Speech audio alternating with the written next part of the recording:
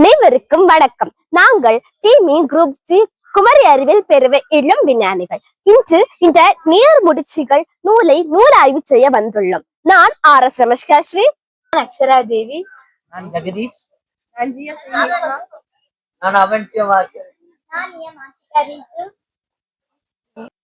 இந்த புத்தகத்தில் 145 பக்கங்களுடையது.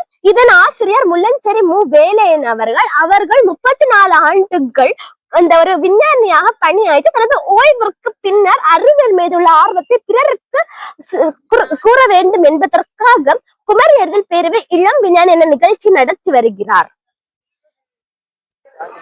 மனிதீரம் மண்ணும் மலையும் அணிநிறம் உடையது அரண். இது வள்ளுவரின் வாக்கிற்கு இணங்க நிலத்தின் உயிர் நாடியான நீர்வளத்தை தேடி செல்லும் ஒரு தார்மீக பயணமே இந்த நீர்முடிச்சூடிகள் புத்தகம் ஆகும். இந்த புத்தகத்தில் நமது ஆசிரியர் நமது கன்னியாகுமரி மாவட்டத்தில் உள்ள அணைகள், ஓலைகள் பற்றி கூறுகிறார்.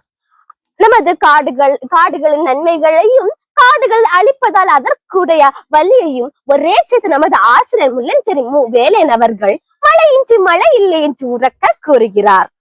வாருங்கள், என்னோடு இந்த பயணத்தை இணையுங்கள். சிற்றோடைகளில் கால்களை நனைத்தபடி நம் மாவட்டத்தின் நீர்முடிச்சுகளை ஒன்றென்றாக அவிழ்ப்போம் என்று முன்னிலையில் நமது ஆசிரியர் உறக்க சொல்கின்றார்.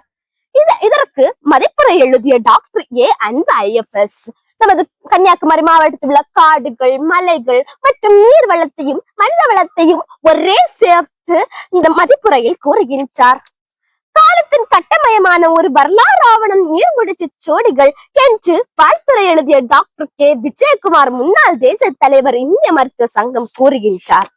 அணித்துறை எழுதிய பிரின்சி வனவியல் பட்டாத்துறை குமரி அறிவியல் பேரவை இளம் விஞ்ஞானி 2015 நீர்முடிச்சிகள் குமரி நிலத்தின் உயிர் வரைபடம் என்று உறக்க சொல்கின்றார். குமரி மாவட்டத்தின் நீர்வளம் இயற்கையின் கொடை என்ற பகுதி என்னை மிகவும் வியக்க செய்தது. குமரி மாவட்டத்தில் உள்ள இந்த பருவமழைகளை பற்றி இப்பகுதியில் நமது ஆசிரியர் கூறுகின்றார். நமது குமரி மாவட்டத்தில் உள்ள ஆறுகள், அணைகள், குளங்கள் மக்களின் வாழ்வாதாரத்திற்கு ஆதாரமாக அமைந்தன. நீர் பாதுகாப்பது நம் ஒவ்வொருவரின் கடமை என்பதை நமது ஆசிரியர் இந்த பகுதியில் நமக்கு குறிப்பிடுகிறார். நிலத்தடி நீர் கண்ணுக்கு தெரியாத உயிர் நாடு என்ற பகுதியின் மனதை தொடுகிறது. பூமியின் உள்ளே மறைந்திருக்கும் இந்த நீரே நம் மனித வாழ்வின் அமைதியான ஆதாரம் என்று ஆசிரியர் கூறுகிறார். மழை நீரை சேமித்து கிணறுகளை கட்டி நாளைய தாகத்தை தீர்க்கலாம் என்று விளக்குகிறார். மரங்கள் வரும் நிழல் தருவவை அல்ல மண்ணின் ஆழத்தின் நீரை காக்கும் பசுமை விரல்கள் என்று சொல்கின்றார். நிலத்தடி நீர் பாதுகாப்பது நமது ஒவ்வொரு இளம் விஞ்ஞானிகளும் மற்றும் மக்களின் கடமை என்று நமது ஆசிரியர் திரு முல்லஞ்சேரி மு. வேலையன் அவர்கள் உறக்க சொல்கின்றார். நீர் பிரபஞ்சத்தின் அமுதம் மற்றும் தமிழரின் நீர் வேளாண்மை என்ற பகுதி மிகவும் சுவாரஸ்யமாக உள்ளது. நெடுநீர் புணரி நிலப்பூ என்ற பதிற்றுப்பாட்டில் கூறப்படுவதே ஆசிரியர் கூறுகிறார். நீர் என்பது வெறும் திரவம் அல்ல, உலக உயிர்களின் அடிப்படை ஆதாரம் என்று விளங்குகின்றார். 2 ஹைட்ரஜன் மற்றும் 1 ஆக்சிஜனால் உருவாகும் இந்த நீர் அற்புதமான பண்புகளை கொண்டது என கூறப்பட்டுள்ளது. பூமியின் 97 நீர் உப்பு நீராகவும் வெறும் 3% நீர் மட்டுமே குடிப்பதற்கு பயன்படுத்தும் சுத்தமான நீராக இருக்கிறது. அதிலும் மனித பயன்படுத்தக்கூடிய நீர் மிகவும் குறைவாக இருக்கின்றது. தமிழில் 47 வகையான நீர்நிலைகள் உள்ளன என்று நமது ஆசிரியர் கூறுகின்றார். குளம், ஏரி மற்றும் கண்மாயம் போன்ற அமைப்புகள் அவர்கள் அறிவை வெளிப்படுத்துகிறது. குமரியின் நீர் சங்கிலி ஒரு அறிவியல் ஆய்வு பயணம் என்ற பகுதி மிகவும் அருமையாக உள்ளது. மாத்தூர் தொட்டி பாலும் நமது தமிழர்களின் அறிவை உறக்க செல்கின்றது. சதுப்பு நிலங்கள், களிமுகங்களும் இயற்கை காக்கும் அரிய செல்வாக்குகள் என்று நமது ஆசிரியர் முல்லஞ்சேரி மு. வேலையன் அவர்கள் கூறுகின்றார். நீரின்றி அமையாது உலகு இது வள்ளுவரின் திருக்குறளுக்கு போல நீரை உலக வாழ்வில் அடிப்படை என்பதை இந்த பகுதி நமக்கு உணர்த்துகிறது. இயற்கை வளங்களையும் நீரையும் காப்பது நமது ஒவ்வொருவரின் கடமை என்பதையும் இந்த பகுதி நம்மளை போன்ற இளம் விஞ்ஞானிகளுக்கு உறக்க செல்கின்றது. பாடம் 5 மாம்பழத்துறையாறு அணை ஒரு நவீன நீர் சேமிப்பை பற்றி ஆசிரியர் முல்லஞ்சேரி மு. வேலையன் அவர்கள் கூறுகிறார். வில்லக்குறையிலிருந்து 3 கிலோமீட்டர் தொலைவில் அமைந்துள்ள அணைக்கிடங்கு என்னும் இடத்தில் மாம்பழத்துறையாறின் குறுக்கே அமைந்ததுதான் மாம்பழத்துறையாறு அணை. இது 2007 இதன் பணிகள் தொடங்கி 2010 மக்கள் பயன்பாட்டிற்கு வந்ததாகவும் கொள்ளளவு 44.54 மில்லியன் கன அடியும் உயரம் 80 அடியையும் கொண்டதாக ஆசிரியர் குறிப்பிடுகிறார். பேச்சிப்பாறையிலிருந்து வரும் புத்தன் கால்வாய் நிலத்தடியில் செல்ல வள்ளியாறு அதன் மேலாக செல்வது அதிர்ச்சியாக இருக்கிறது என்றும் இது ஒரு நவீன நீர் சந்திப்பாகவும் இவர் விளக்குகிறார். வள்ளியாறு நதிக்கரையில் ஆயிரம் வருடங்களுக்கு மேல் பழைய திருத்தலங்கள் மற்றும் பழந்தமிழர்களின் நாகரிகம் உள்ளடங்கியுள்ளதாக கூறுகிறார். பன்னிப்பாகம் மகாதேவர் கோயில், நீலகண்டேஸ்வரர் கோயில், சிவகிரி குடைவரை கோயில், கடுங்கோபத்து மகாதேவர் ஆலயம் என பல ஆலயங்கள் ஆற்றின் கரைகளில் உள்ளதாக குறிப்பிடுகிறார். பாடம் 6 இயற்கையை சீண்டினால் என்னும் பாடத்தை நிலத்தடியினும் பெரிதே வானினும் உயர்ந்தற்று என்று குறுந்தொகையில் இருந்துள்ள அடியில் தொடங்குகிறார். கல்வியிலும் மனித வளர்ச்சியிலும் குமரி மாவட்டம் முதலிடத்தில் இருந்தாலும் அது தற்பொழுது ஒரு சூழியல் நெருக்கடியை சந்தித்து வருகிறதாக ஆசிரியர் கூறுகிறார். குஞ்சுகளின் அழிவு மற்றும் வளர்ச்சி மற்றும் இயற்கை, அதாவது துறைமுகம் மற்றும் வணிக திட்டங்கள் பொருளாதாரத்தை உயர்த்துகிறது. ஆனால் இது இயற்கையை அழிப்பவையாகவும் இருக்கிறது. கடல் நீர் ஊடுவதை தடுக்க மலையை உடைத்து தடுப்பு வளைவுகள் அமைக்கப்படுகிறது. இது ஒரு நச்சு சுழற்சி, அதாவது விஷியஸ் சைக்கிள். இப்படி செய்வது தலையை அறுத்து தையல் போடுவதற்கு சமம் என்று ஆசிரியர் கருதுகிறார். உயிராதாரத்தின் மீது விழுந்த அடி, பாலைவனமாகும் அபாயம் மற்றும் மாற்று வழிகளை பற்றி ஆசிரியர் இங்கு குறிப்பிடுகிறார். பாடம் 7 ஏவிஎம் கால்வாய், குமரியின் கனவு பாதை. இதில் ஆனந்தன் விக்டோரியா மார்த்தாண்டவர்மா கால்வாயை பற்றி கூறுகிறார். இந்த திட்டம் உத்திரம் திருநாள் மகாராஜாவின் சிந்தனையில் உதித்ததாகவும் இது நாஞ்சில் நாடு மற்றும் கோட்டாரின் வணிகப் பொருட்களை திருவனந்தபுரத்திற்கு கொண்டு செல்வதே இதன் நோக்கம் என்றும் குறிப்பிடுகிறார். இதன் பணிகள் 1860 தொடங்கி 1864 முதல் பயன்பாட்டிற்கு வந்ததாக குறிப்பிடப்படுகிறது. பாடம் 8 பண்டைய நீரியல் தொழில்நுட்பமும் குமரியின் வனவளத்தையும் பற்றி இவர் குறிப்பிடுகிறார். முத்துக்குளவியல் மலையுச்சியில் 1341 மீட்டர் தொலைவில் 16 கிலோமீட்டர் நீளம் மற்றும் 10 கிலோமீட்டர் அகலம் கொண்டதாகவும் இதை குறிப்பிடுகிறார். இது 2 பக்கமாக பிரிந்து ஒரு பக்கம் பொருணையாகவும் மற்றொரு பக்கம் கோதையாராகவும் பாய்கிறது. இது ஒரு அறிவியல் அதிர்ச்சி என்று கூறுகிறார். மூக்கன்துறை காக்காசன் அணை 14ஆம் நூற்றாண்டில், அதாவது கிபி 1375 வீரராம மார்த்தாண்ட வர்மாவால் கட்டப்பட்ட அணை என்றும் இது 790 அடி நீளம் கொண்டது, ஆனால் ஒரு பெரிய வெள்ளத்தில் அழிந்து போய்விட்டது ஆகவும் குறிப்பிடுகிறார். நதிநீர் இணைப்பு, அதாவது 90களிலேயே பாண்டிய நாட்டு மன்னன் 2ஆம் ராஜசிம்மனால் கட்டப்பட்ட 2ஆம் ராஜசிம்மன் பரணியாற்று நீரை பழையாற்றுக்கு திருப்பி விட்டார் என்று கூறுகிறார். வறட்சியால் வாடிய நாஞ்சில் நாட்டுக்காக பரளியாற்றின் குறுக்கே 20 அடி அணையையும் 2 மைல் கால்வாயையும் கட்டப்பட்டதாக கூறுகிறது. இதில் புத்தன் அணை, குமரியின் வனவளம் ஆகியவற்றை குறிப்பிடுகிறார். பாடம் 9 முக்கடல் பயணமும் உயிரினங்களின் புகலிடமான காவுகளும். இது முக்கடல் என்பது 4 ஓடைகள் சங்கமிக்கும் இடம். இது நாகர்கோவிலின் தாகம் தீர்க்கும் இடமாக அமைகிறது என்றும், காவுகள் சிறு குழிவிலை காவு சிதறால் அருகில் உள்ளதாகவும், இங்கு உலத்தி, புங்கா, தெரளி மற்றும் காஞ்சிர மரங்கள் போன்ற மரங்கள் இருப்பதாகவும், இவை சிறந்த நீர்பிடிப்பு பகுதிகளாகவும் குறிப்பிடுகிறார். காஞ்சிர மரம் ஆலயங்களை நவீனப்படுத்துவதற்காகவும் வணிக தேவைகளுக்காகவும் வெட்டி எடுக்கப்படுகிறது என்பது சோகமான செய்தி என்று குறிப்பிடுகிறார். பறவைகள் கனிகளை உண்டு இடும் எச்சத்தால் இயற்கை விரிவடைகிறது. இவை அழியும் போது உணவு சங்கிலி பாதிக்கப்படுகிறது. ஆக்கிரமிப்பும் அடிப்பும். ஒரு காலத்தில் நீராளியில் மக்கள் தாகம் தீர்த்த மக்கள் இன்று ஆழ்கிணர்கள் வந்தவுடன் நீரை வீணாக்குகின்றனர். அனந்தனார் கால்வாய் வழி செல்லும் போது காடுகள் நொறுக்கப்படும் காட்சிகள் மிகவும் கவலையை தருகிறது. புவிவளம் பேண உயிரிகள் வாழ வேண்டும் என்பதை பயணத்தின் இறுதி செய்தியாக ஆசிரியர் திரு முள்ளஞ்சேரி வேலையன் அவர்கள் குறிப்பிடுகிறார்.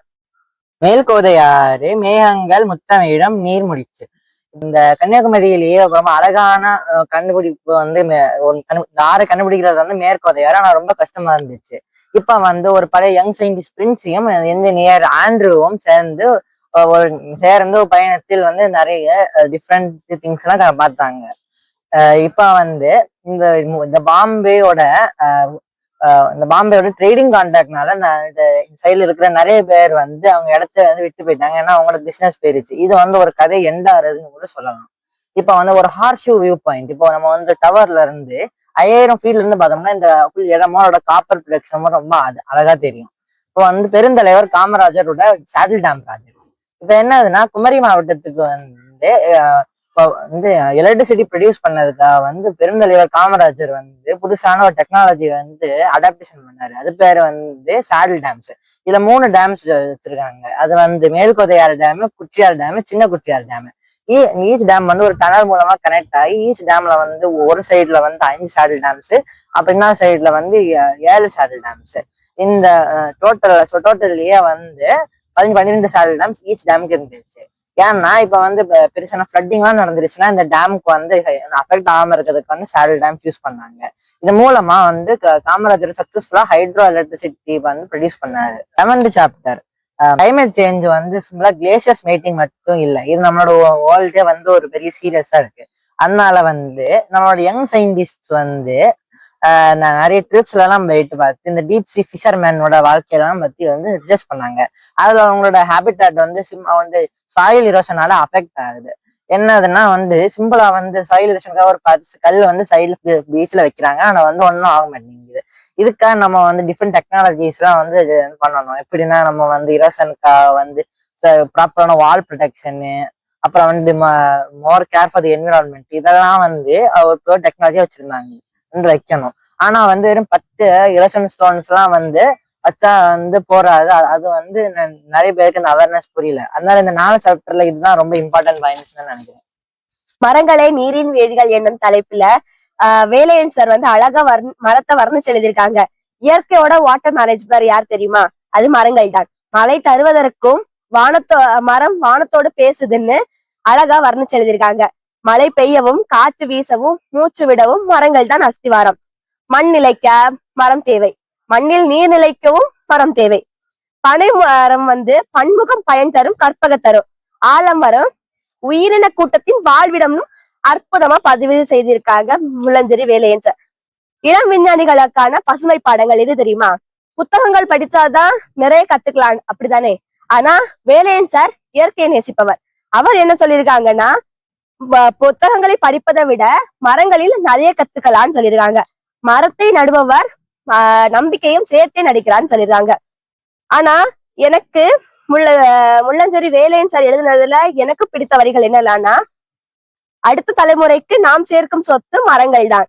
மரம் நட்டால் ஆக்சிஜன் சிலிண்டரை முதுகில் தூக்கிய அவசியம் இல்லை. நீர் முடிச்சுகள் என்பது வெறும் தண்ணீரை பற்றியது மட்டுமல்ல, அது தண்ணீரை தாங்கும் மரங்களை பற்றியது என்று அழகா கூறியிருக்காங்க. கல்லணைக்கு முந்தைய மண் அணைகள் பற்றி அழகாக கூறியிருக்கிறார் முள்ளஞ்சேரி வேலையன் சார். ஆரம்ப காலத்துல ஆற்றுக்கு குறுக்கே மண் திட்டுகள் தான் கட்டப்பட்டிருக்காங்க. அது தண்ணீரில் அடைத்து சென்றதால் கற்களை கொண்டு இப்ப கட்டியிருக்காங்க. மேல் மற்றும் கீழ்கோதையார் திட்டங்கள் மூலம் 100 மெகாவாட் மின் உற்பத்தி செய்திருக்காங்க என்பது அருமையா முள்ளஞ்சேரி வேலையன் சார் கூறியிருக்காங்க. பேச்சுப்பாறை அணை வந்து கன்னியாகுமரியின் உயிர் நாடி. பேச்சுப்பாறை அணை கட்டினது யார் தெரியுமா? திருவிதாங்கூர் மன்னர் மூலம் திருநாள் மகாராஜர் உடன் பொறியாளர் அலெக்சாண்டர் மின்சிப் என்ற மூக்கன்துறை சேர்ந்து அப்போ 43 அடியாக இருந்த அணையோட மட்டத்தை 40 அடியாக மாத்தினார் நம்ம பெருந்தலைவர் காமராஜர். என்ன அருமையான துல்லியமான விளக்கம்.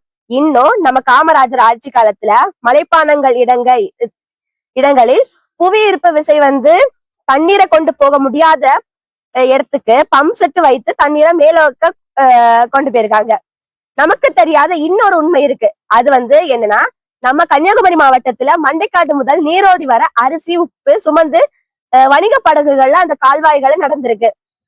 இப்போ அந்த கால்வாய சாக்கடை பிளாஸ்டிக் எல்லாம் போட்டு வேண்டாத குப்பைகள்லாம் அந்த கால்வாயை நிரம்பியிருக்கு. இத கேரளா இப்படிப்பட்ட கால்வாய்களை பாதுகாத்து போட் ஹவுஸ் சுற்றுலா தலமாக மாத்திருக்காங்க. ஆனா நம்ம கன்னியாகுமரி மாவட்டம் தான் அழிவின் விளிம்பில இருக்கு. இன்னைக்கு இருக்கக்கூடிய வடசேரி பஸ் ஸ்டாண்டு செட்டிக்குளம் எல்லாமே பழங்குளங்களை நிரப்பி இப்படி மாறி இருக்கு. ஆனா நம்ம கன்னியாகுமரி மாவட்டத்துல மகதானபுரத்துல இருக்கும் நரிக்குளத்தை மூட போன போது அங்க உள்ள ஊர் மக்கள் உச்ச நீதிமன்றம் வரைக்கும் போய் அந்த குளத்தை மூட விடாம தடுத்திருக்காங்க. ஏன்னா நீர்நிலை என்பது நிலத்தின் சொத்து அல்ல, அது நம் எதிர்காலத்தின் சந்ததியின் மூச்சு என்று அழகா எடுத்து கூறியிருக்கார் வேலையன் சார். வளங்களை பாதுகாப்பதே மனித இனத்தின் பாதுகாப்பு. நாங்கள் இன்று நடும் ஒவ்வொரு மரமும், நாங்கள் காக்கும் ஒவ்வொரு நீரும் எங்களது எதிர்கால சந்ததியின் காப்பீடு. இதுவே இளம் விஞ்ஞானின் விளக்கம். தாகம் தீர்க்கும் திட்டங்களும் தத்தளிக்கும் நதி மூலங்களும் நம்ம மாவட்டத்துல நீர் வளம் விவசாயத்துக்கு மட்டும் இல்லை, அது நகர மக்களுக்கு உயிர் நாடியா இருக்கு. ஆரல் வாய்மொழி பக்கத்துல இருக்க பொய்கை அணை, அதுல இருந்து தண்ணி நம்ம மாவட்டத்துக்கு இல்லாம திருநெல்வேலி அதை சுற்றியுள்ள ஊர்களுக்கு எல்லாம் தண்ணி போகுது. அதனால மற்ற நீர் வளங்களுக்கு எல்லாம் தண்ணி போய் அதோட தண்ணி எல்லாம் இருக்குது. ஆனா இப்ப நம்ம என்ன பண்றோம், ஆறுகள் மற்ற நீர் வளங்களை எல்லாம் ஆக்கிரமிச்சு தண்ணி போகாம விடுறோம். அதனால அதுல தண்ணி போகாம அது தடவிடுது. அரசு இதுக்கும் நிறைய நடவடிக்கை எடுக்கணும். அடுத்த ஆத்தை எல்லாம் சுத்தமா பாத்துக்கணும். முக்கடல் அணை நம்ம நாகர்கோவில் மக்களுக்கு ஒரு உயிர் நாடிய வாழ்வாதாரத்தை அதுதான் தருது. மணலோடை, குடமுருட்டி ஓடை, கொய்யா ஓடை, காவோடை, இது மாதிரி 4 ஓடையும் சேர்ற ஒரே இடம் தான் முக்கூடல். காலப்போக்கில் மக்கள் பேச்சு வழக்குல முக்கடல்னு வந்துகிட்டு. கிருஷ்ணங்கோயில் உள்ள தண்ணீர் சுத்திகரிப்பு மையத்துல இருந்து ஒரு நாளைக்கு 20,000 லட்சம் தண்ணி சுத்திகரிக்கிறாங்க. சுனாமி காலத்து திட்டம் 79 கடலோர கிராமங்களுக்கு அவங்களுக்கு தண்ணி வழங்குறதுக்காக சுனாமி காலத்து திட்டம்னு ஒரு திட்டத்தை தொடங்கி புலித்துறை தாமிரபரணி ஆறுல இருந்து அவங்களுக்கு தண்ணி வழங்குறாங்க. கோடி கோடியா நம்ம இன்ஃபில்ட்ரேஷன் வெல்ஸ், அதாவது உரை கிணறுகள் கட்டுறோம். ஆனா அதை எதுக்கு கட்டுறோம்னா நம்ம தண்ணி சுத்தமா நம்மளுக்கு கிடைக்காது. ஆனா நம்ம இப்ப என்ன பண்றோம்னா இந்த நம்ம தண்ணி மணல் கடத்துறதுனால தண்ணி பற்றாக்குறை ஏற்பட்டு நம்மளுக்கு தண்ணி கிடைக்கல. இந்த சாப்டர்ல இருந்து நான் என்ன கத்துக்கிட்டேன்னா, நம்ம தண்ணி நமக்கு தேவைக்கு மட்டும்தான் யூஸ் பண்ணணும். அடுத்து மணல் கடத்துறதுக்காக நம்ம போராடணும். அடுத்ததான் எனக்கு பிடிச்ச டாபிக்னா சிக்கல் குறைந்த நீர்ப்பாதைகளும் சிதையாத மருத நிலமும். நம்மோட கன்னியாகுமரி மாவட்டத்துல ஆறு, மலை, கால்வாய், அணைக்கட்டு எல்லாம் இருக்கு. ராதாபுரம் கால்வாய் நம்ம மாவட்டத்துக்கு மட்டும் இல்லாம திருநெல்வேலி மாவட்டத்துல உள்ள வறண்ட இடங்களுக்கு எல்லாம் தண்ணி போகுது. வேற புத்தன் அணை பழைய ஆற்றுடன் கலந்து அடுத்து லாஸ்ட் மணக்குடி கடல்ல கலக்குது. நம்ம குமரி அறிவியல் பேரவை நிலமினி அணிகள் ஆய்வு பணிவில கண்டுபிடிச்சிருக்காங்க. அதாவது 3650 குளங்கள் இருந்த இடத்துல இப்ப தற்பொழுது 2593 குளங்கள் தான் இருக்கு. அதே மாதிரி நெல் சாகுபடி முன்னாடி காலத்துல 60,000 ஹெக்டர் இருந்துச்சு. ஆனா இப்ப வெறும் 6,000 ஹெக்டர் மட்டும்தான் இருக்கு. அடுத்ததா எனக்கு பிடிச்ச டாபிக் மலைத்தடங்களும் மறைந்து வரும் நீர் ஆதாரங்களும். முக்கடல், வள்ளியாறு ஆகியவற்றை இது மாதிரி ஆறுகள் எல்லாம் தண்ணி குறைஞ்சு வருது. நீர்பிடிப்பு பகுதியில எல்லாம் அரசு நிறைய திட்டங்கள் எடுத்தானா எதிர்காலத்துல நம்ம தண்ணீர் பற்றாக்குறையே வராது. வேற இந்தியால ஒரு அரிய வகை மண் இருக்கு, அதாவது IREL. இந்த மண்ணு நம்ம மாவட்டத்துல இருந்துதான் கிடைக்குது. இந்த மண்ணையும் நம்ம நிறைய பேர் மணல் கடத்துறாங்க. நம்ம மாவட்டத்துல மூளை முடுகள் எல்லாம் காணப்படும் பாயும் வாய்க்கால் நிலத்தடி நீர் மட்டத்தை உயர்த்ததுல நிறைய ஸ்டெப்ஸ் இருக்கிறது. மழைக்காலங்கள ஓடுற தண்ணியை சேமிக்க வைக்க பள்ளிக்கூட்டம்னு ஒரு அணையை கட்டுனா நம்ம தண்ணி வீணாகாம தேக்கி வச்சு நம்ம அதை தண்ணியை பிறகு யூஸ் பண்ணலாம். காடுகளை சல்லியா நொறுக்கிறதுனாலையும் வேற டாரக்ஸ் லாரிகளை வேகத்தினாலையும் நம்ம இயற்கை அமைப்பைய நம்ம பாதிக்குது. நம்ம அடுத்தது எனக்கு பிடிச்ச டாபிக் எல்லை பகிர்வுகளும் எழில்மிகு வேலிமலையும். நம்மோட மாவட்டத்தில் நீர்வளம் நம்மோட ஆட்களின் ஆன்மீகத்தோட பின்னி பிணைஞ்சிருக்கு. நம்மோட வேலிமலை 33% காடுகள்ல ஒரு பகுதி. இதுல சுனையனும் ஒரு நீரூற்று இருக்கு. இது குமார கோயில் முருகன் கோயிலுக்கு மேல இருக்கு. இதுல உள்ள தண்ணி வத்தவை செய்யாது பாத்துக்கோ. லாஸ்டா நம்ம வேலையன் சார் ஒரு லைன் போட்டிருக்காங்க, அதாவது மழை இல்லைன்னா நம்மளுக்கு வாழ்வே இல்லைன்னு ஒரு கோட்ஸ் மாதிரி சொல்லியிருக்காரு. எனக்கு அடுத்தாவது பிடிச்ச டாபிக் என்னன்னா மலை மூடுகளும் மின்சாரமும். நீர் வளம் என்பது விவசாயத்தோடு மட்டும் முடிவதில்லை. அது மின்சாரம், சூழியல் சுற்றுலா, பல்லுயிர் பாதுகாப்பு இது மாதிரி போன்றவற்றதெல்லாம் கொண்டிருக்கு. இது இயற்கையின் அதிகமான நம்ம மாவட்டத்துல அதிகமான இயற்கையோட சிகரம் என்னன்னா முத்துக்குளி வயல் நீராதாரம். இது ஒரு நீராதாரம். இது கடல் மட்டத்துல இருந்து 1341 மீட்டர் உயர்ந்து இருக்குது. அணை நீரை தேக்கி வைக்கிறதுக்கு மலை இடுகளுக்கு கிட்டதான் சேனம் சொல்லுறோம். கோதையாறுல 5 சேனம் இருக்கு. தினமும் இந்த சேனத்துல இருந்து 100 மெகாவாட் கரண்ட் நம்மளுக்கு கிடைக்குது. 3000 அடி உயரத்துல இருக்கிறது தான் காளிமலை. நம்ம மாவட்டத்துல இருக்கு இந்த காளிமலை. இது பல்லூர் பார் பெருக்கத்தின்னு சொர்க்கம்னு நம்ம சொல்றோம். மலை உச்சியில வர தண்ணி தான் இத வாழும் உயிரினங்களுக்கு எல்லாம் வாழ்வாதாரமா இருக்கு. காடுகள் நம்ம செலுத்தாதான் நம்ம அணைகளும் நிறையும்.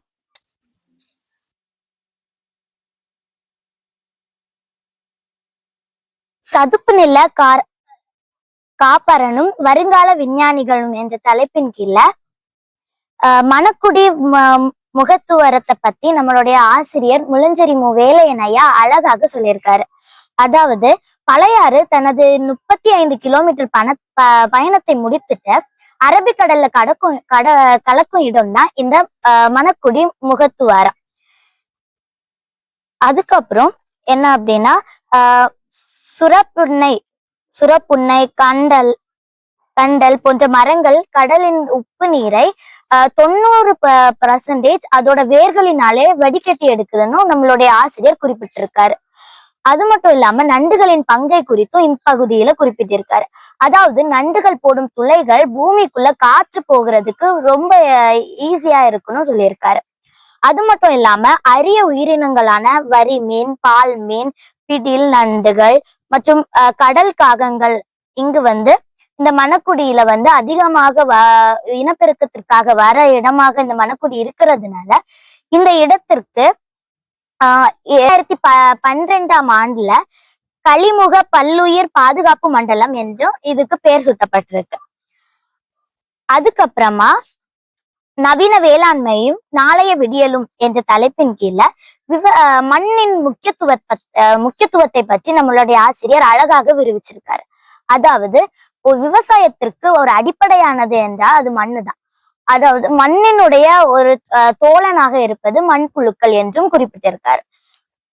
அது மட்டும் இல்லாம இப்போ தொழில்நுட்பத்திற்கு ஏற்றவாறு ட்ரோன்கள் பயன்படுத்துவதின் முக்கியத்துவத்தை குறித்தும் அடுத்த சொட்டு நீர் பாசனத்துடைய முக்கியத்துவத்தை குறித்தும் நம்மளுடைய நூலாசிரியர் அழகாக இப்பகுதியில குறிப்பிட்டிருக்காரு.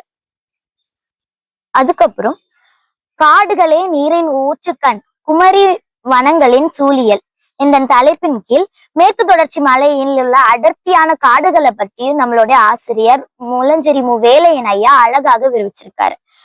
அதாவது முத்துக்குழி வாயல் பீடபூமியை பற்றியும் இந்த பகுதியில சொல்லியிருக்காங்க. காடுகளில் உற்பத்தியாகும் நீர் 500 கிலோமீட்டர் நீளமுள்ள கால்வாய்கள் மற்றும் 2500 குளங்கள் வழியாக 50,000 ஏக்கர் நிலத்தை நினைக்கிறது என்று குறிப்பிட்டிருக்காங்க. அது மட்டும் இல்லாம இப்பகுதியில கிளாமலை பற்றியும் குறிப்பிட்டிருக்கு. வனங்கள் அழிப்பது என்பது அணைகளை உடைப்பதற்கு சமம் என்ற எச்சரிக்கையையும் நம்மளுடைய நூலாசிரியர் இப்பகுதியில கொடுத்திருக்காங்க. அடுத்ததாக இளம் விஞ்ஞானிகளின் சூழியல் ஆய்வு பயணம் குமரியின் மலைகளும் நீர் ஆதாரங்களும் என்ற தலைப்பில மலைகள் என்பது வெறும் பாறை குவியல்கள் அல்ல, அவை பல லட்சம் ஆண்டுகளாய் சாலிஃபைட் ஆன ஒரு புவியியல் அமைப்பு என்று நம்மளுடைய ஆசிரியர் குறிப்பிட்டிருக்காங்க. இதுல எனக்கு ரொம்ப பிடிச்ச பகுதி என்ன அப்படின்னா காடுகள் சோலையாக்க கண்ணுக்கு தெரியும் மரங்கள் மட்டுமல்ல கண்ணுக்கு தெரியாத உயிரினங்களும் காரணமா இருக்குதுன்னு நம்மளுடைய நூலாசிரியர் சொன்னது எனக்கு இதுல ரொம்ப பிடிச்சிருந்துச்சு. அது மட்டும் இல்லாம நம்மளுடைய மலை காடுகள் ஒரு ஸ்பாஞ்ச் போல ஒர்க் ஆகுது அப்படின்னு நம்மளுடைய நூலாசிரியர் இப்பகுதியில குறிப்பிட்டிருக்காங்க. கடைசியாக நீர்முடிச்சிகளை அவிழ்ப்போம் வாழ்வை நிலைநிறுத்துவோம் என்ற தலைப்பின் கீழ நீரின்றி அமையாது உலகு என்ற வள்ளுவரின் வாக்கையும் நம்மளுடைய நூலாசிரியர் இப்பகுதியில குறிப்பிட்டிருக்காங்க. அது மட்டும் இல்லாம இளம் விஞ்ஞானிகள் வெறும் மாணவர்களாக மட்டும் இல்லாமல் மாற்றத்தின் தூதுவர்கள் என்றும் குறிப்பிட்டிருக்காங்க. முடிவாக காடுகளில் நடந்தே, மலைகளில் ஏறி, சிற்றோடைகளின் தொடக்கத்தை தேடி, நீர் பிறக்கும் இடங்களில் நேரடியாக கண்டு குறிப்பெடுத்து கொண்ட அனுபவங்களின் தொடர்பாக இந்த நூல் உருவெடுத்துள்ளது. சுமார் 28 விரிவான பொருளடக்கங்களுடன் 145 பக்கங்களுடைய இந்த நூல் நம்மளுடைய குமரி மாவட்டின் வாழ்வாதாரங்களை பேசும் ஆவணமாக அமைந்துள்ளது. இயற்கையை நேசிப்போம், நீர் வளங்களை அடுத்த தலைமுறைக்கு பாதுகாப்பாக கொடுப்போம், நீர் முடிச்சுகளை அவிழ்ப்போம், வாழ்க்கையை நிலைநிறுத்துவோம் என்று சொல்லி இந்த நூல் ஆய்வை நாங்கள் முடிக்கிறோம். இந்த வாய்ப்பை தந்த குமரி அறிவியல் பேரவைகளுக்கு எங்களுடைய மனமான நன்றி.